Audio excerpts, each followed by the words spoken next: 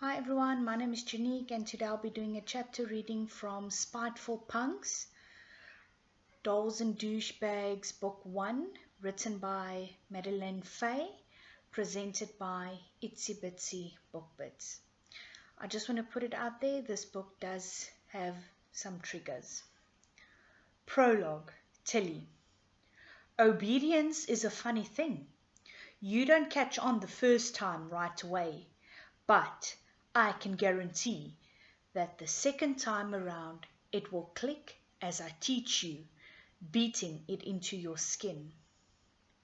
His back is turned to me, and the gypsy symbol patch of a joker expanding on his MC cut, mocking me from my kneeling position on the cold concrete flooring. It doesn't matter how many hours my knees are in this position. Time becomes an endless loop of agonizing pain until it eventually numbs me inside and out like a shot of morphine. They say if you keep doing the same thing every single day, your body gets used to that routine in a matter of time. I'm at the point where my body is used to the feeling of being tormented. He always seems to know when I shut down everything around me.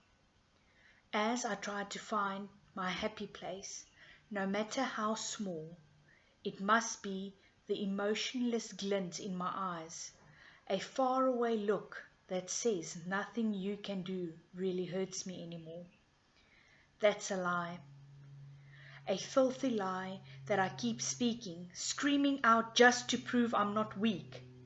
He comes up with new ways to torture me, to make the suffering last, just before my breaking point.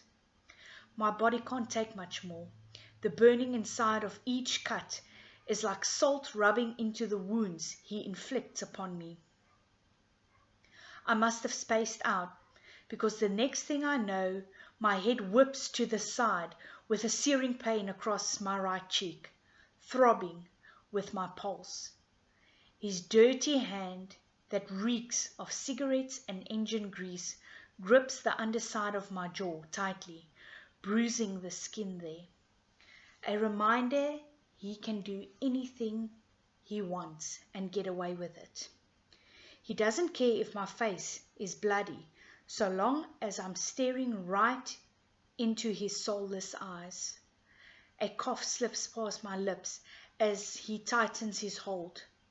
Don't ask me why I need to cough. I think it's just a way to suck in a new breath. Oxygen I was denied from that brief second his hand connected with my face. This is why I can't get lost in my head. He senses it like a shark in the water and wants my full attention on him. The sick bastard gets off on my agony.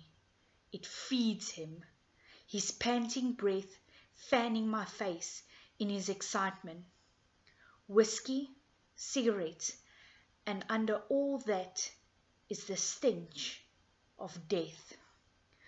The smell alone has bile rising from my stomach to my throat. A man can only go so far in life without having the grim reaper attached to his wicked soul, knowing he's owned after doing countless deeds for the devil. Tilly, Tilly, you never learn. He pauses, his cracked lips stretched into a smile, and I'm sucking in a breath to avoid the vomit that so badly wants to pass my lips. I'm going to give you one chance, and if you can leave a mark on me, I'll let you run, little girl, until you're far, far away from here. I watch his lips form the words, and it sounds so distant. I can hear every little sound around me but him. He releases my jaw with a rough shove like he's disgusted with me. My breath stills in my chest with a whimper, trying to escape as what he says registers in my head. My one eye, that isn't swollen shut, stares him down wearily, afraid to believe anything that comes out of his mouth. Everything is always a test, a way to weaken me more with false hope. Escape is out of my reach, a tease that makes my throat dry and kills me slowly, inside like a deadly cancer. Hope, freedom, all an unforgiving lie.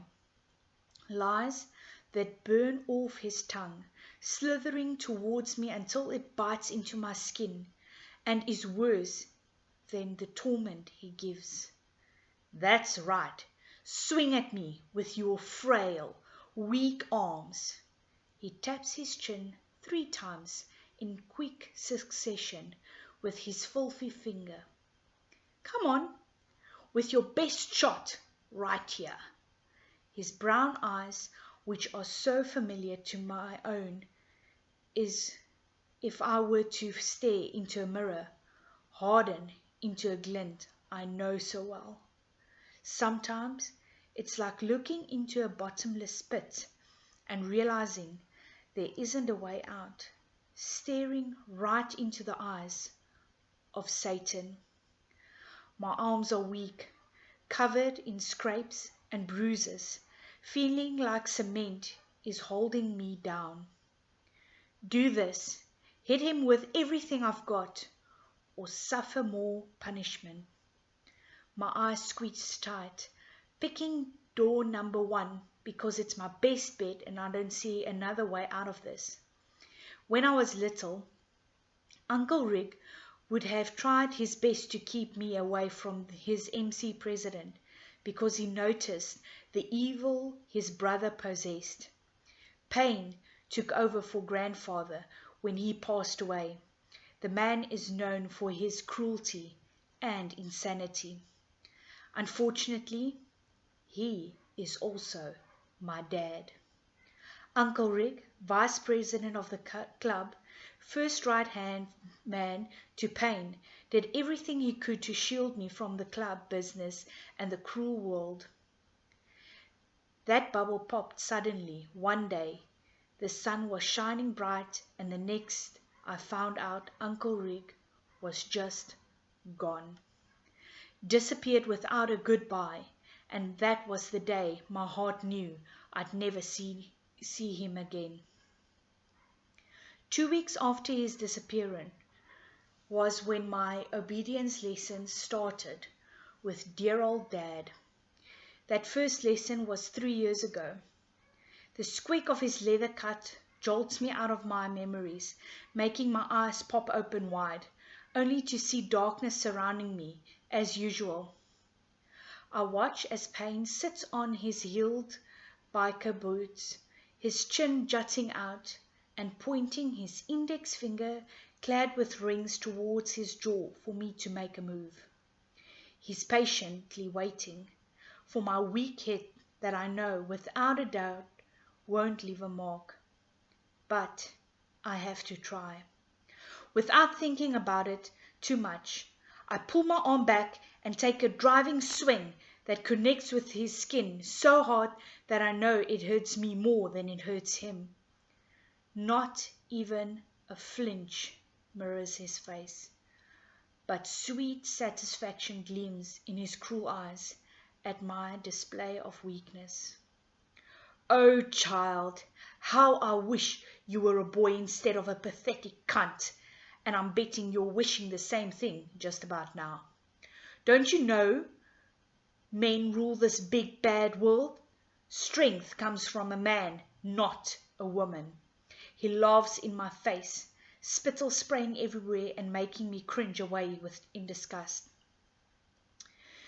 Demons' jokers are death, the devil's right hand in his dirty work, and makes God a laughing stock as they mock him with each deed the club delivers.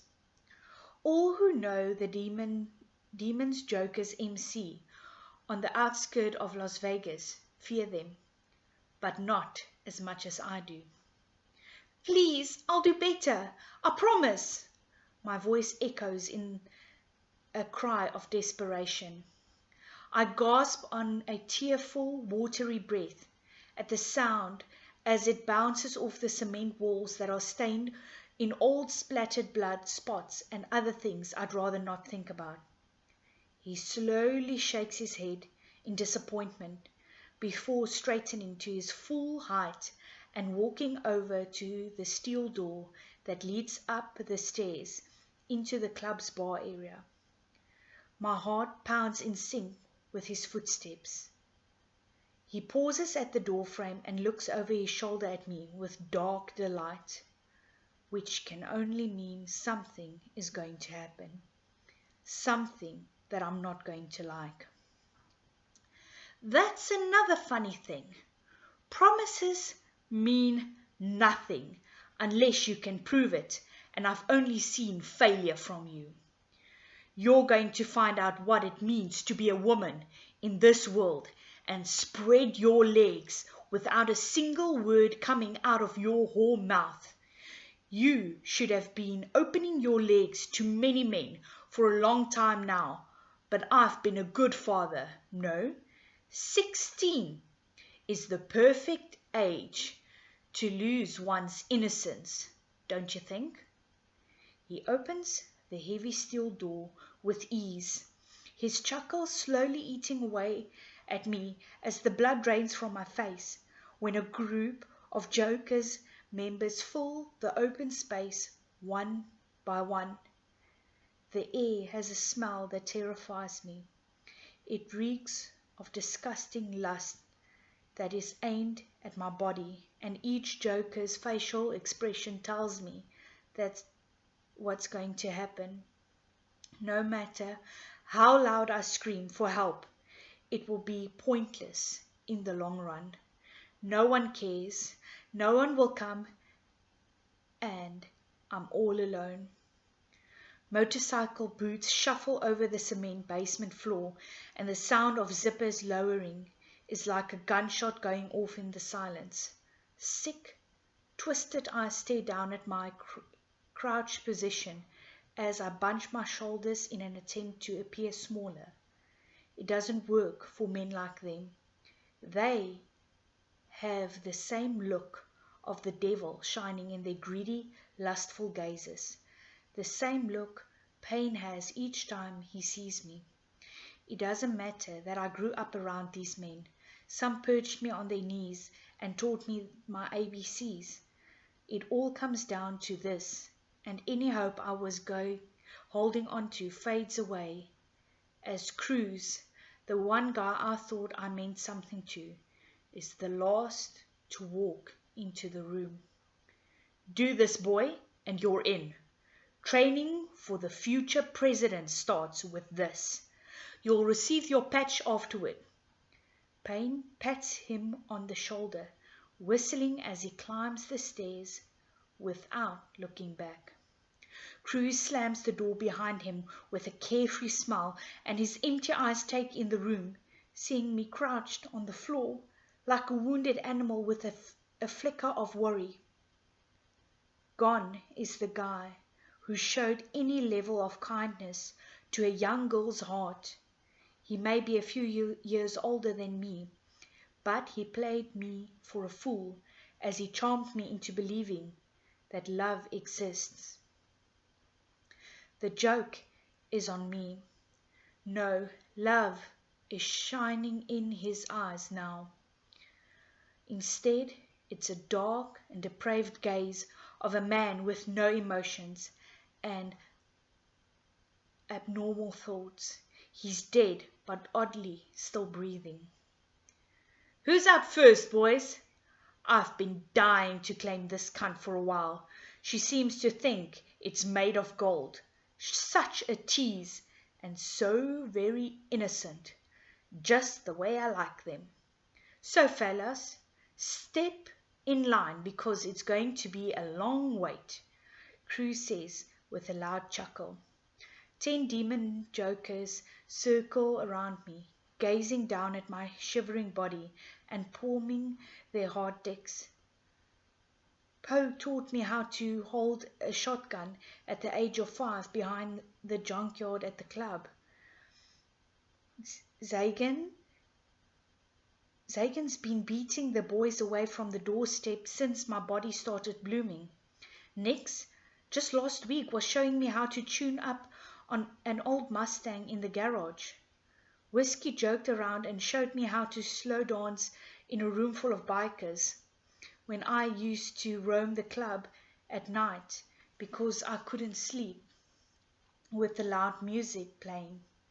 The list could go on and on of all members who were always there for me growing up, but right down to it, I'm nothing but their president's daughter, and that makes me hot off the press for picking with just one nod from their big boss. My dad's closest crew, guys I've known my whole life, roughly grab my legs to spread them open, and stare at my clothing as I kick, buck, shout, anything to get away. But it's useless. As fingers tighten to hold me still, it doesn't do me any good as criminal eyes stare down at my exposed body with uncontrollable lust until I look away. My gaze catches on the ceiling, seeing the crooked nail, the imperfection, and for the next few hours, grunts sound in my ears and pounds of my flesh is taken from me. My mind leaves to another place that isn't here, somewhere, anywhere else but here. My screams never fade. They still echo in my head along with my sore throat that feels raw.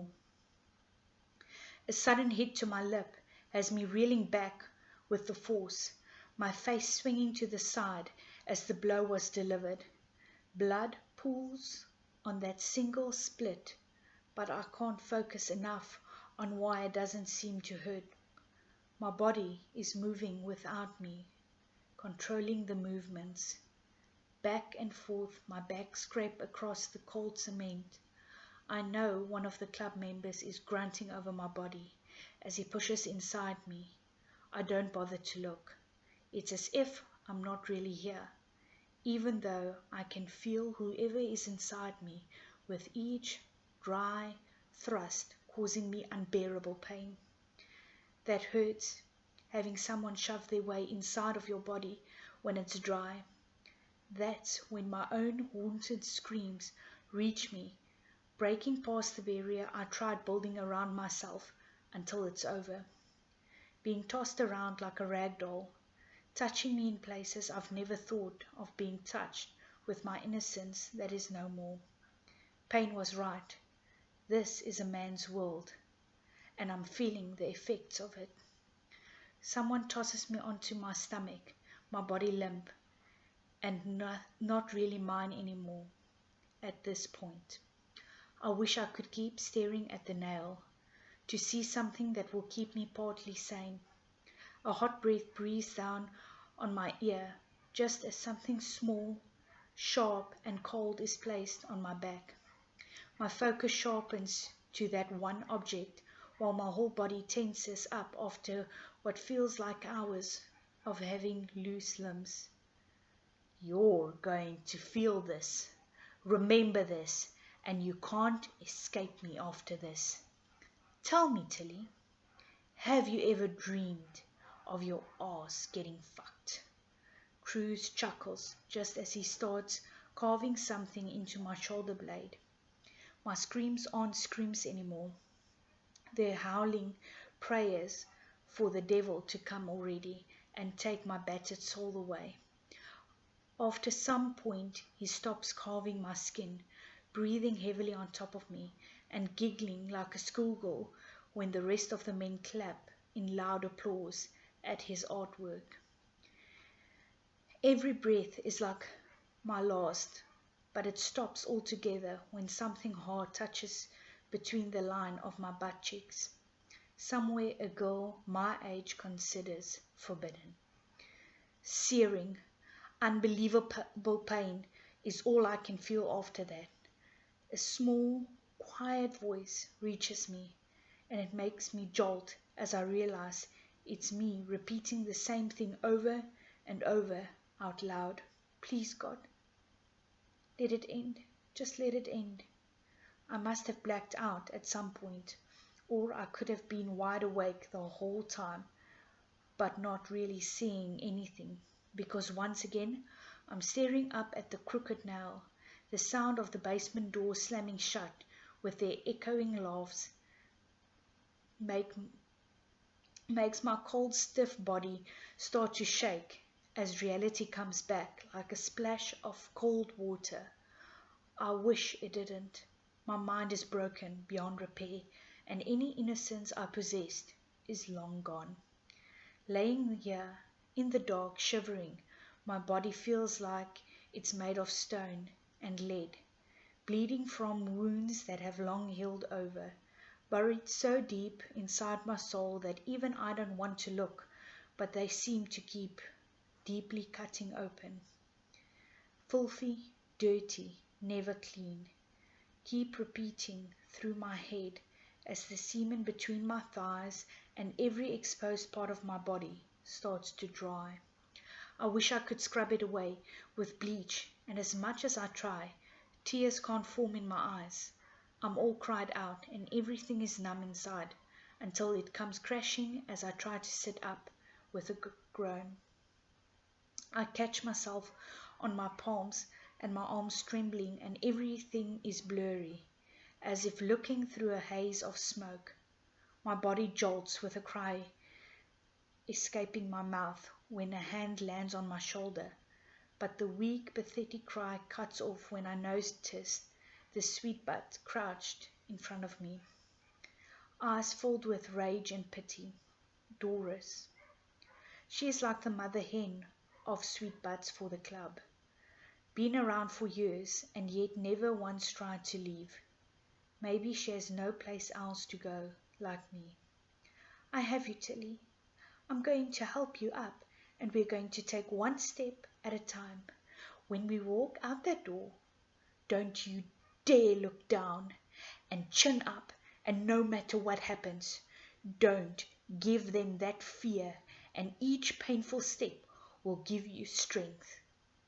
She puts her arm around my waist and helps me towards the door, not once grimacing as I cry out with each shuffle of my feet. I can't go through that door. Monsters wait for me in leather vests. Blaring music comes from the other side of that steel door. Sweet butts getting dicks wet even with my smear of blood still coating club members' dicks like it's a normal Saturday night. But it's not a regular day for me. It's the day I lost one part of me I thought I would be able to give away when I was ready. Ripped away, torn, just gone. Bikers wait for me to do a walk of shame I have no control over, with excited breaths that will just grow deeper as they take in their masterpiece of work. One day, you'll get out of this hellhole. I'm going to help you. You soar so high that the only thing these bastards will see is the faint glint of your wings, just as they kiss the sun. It's so close. I just need you to wait a little bit longer. I'm going to teach you what it takes to bring a man to his knees and have him crawling. Those who are patient, waiting to receive the sweetest revenge, are the ones who send the hounds from the depths of hell at their heels and see the world burning around you as a smile blooms on your face. Doris says in a hard voice, making me want to believe that not everything is shadowed in black, and one day I'll see more than what is in front of me now. She opens the door to the stairs, a seal-tight promise, clear in every word. But the thing about promises is that they don't last forever. The question is, do I stand tall or fall to my knees until I have nothing left to give anymore?